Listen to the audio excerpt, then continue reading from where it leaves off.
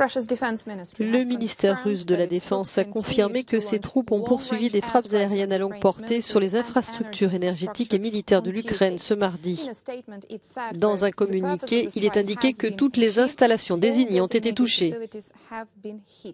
Une attaque contre les installations énergétiques de Lviv a laissé une grande partie de la ville sans électricité pour la deuxième journée après des efforts de rétablissement dans la nuit.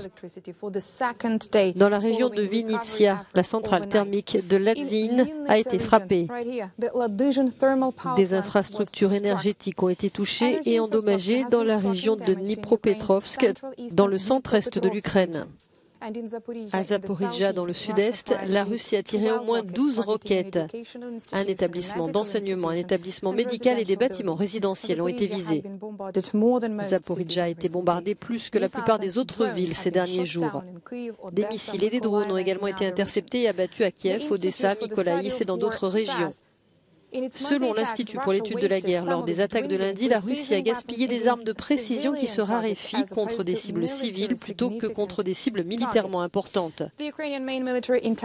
Selon la direction du renseignement militaire ukrainien, Vladimir Poutine avait planifié cette attaque avant l'explosion du pont de Crimée. Si cela était vrai, cela indiquerait que Poutine avait planifié cette attaque pour répondre aux échecs de Kharkiv, Izium, Liman.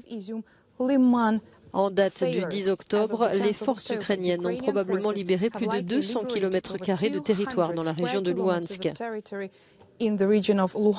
Selon l'Institut pour l'étude de la guerre, les attaques russes contre le réseau énergétique ukrainien ne briseront probablement pas la volonté de combattre de l'Ukraine, mais l'utilisation par la Russie de son stock limité d'armes de précision pourrait priver Poutine d'options pour perturber les contre-offensives ukrainiennes en cours dans les oblasts de Kherson et de Louhansk.